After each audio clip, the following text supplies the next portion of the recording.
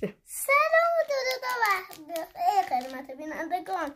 امروز بازم توپچی آوردیم، ببینیم توش دیگه چی اومد. دیگه بریم کیدی رو باز کنیم.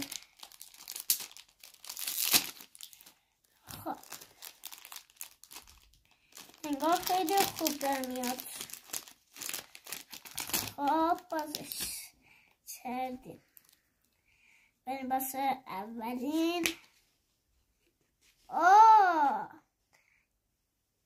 بازیکن اسمش رو یادم رفته. بازیکن پاریس سن ژرمن اشرف حکیمی بازیکن خوبیه.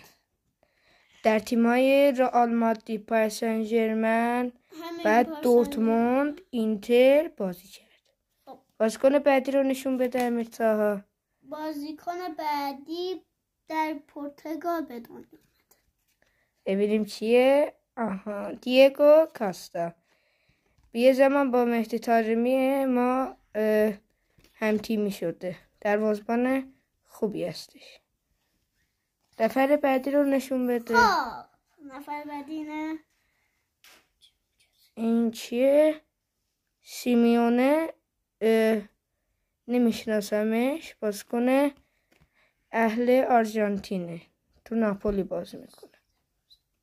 چی دیگه داریم امیرطاها؟ هر دوتا توی بارسلونا بازی میکنه. بده ببینم. یه چیش دنی اولمو هستش. دنی اولمو. و دیگری پدری. همین ها بودن دیگه.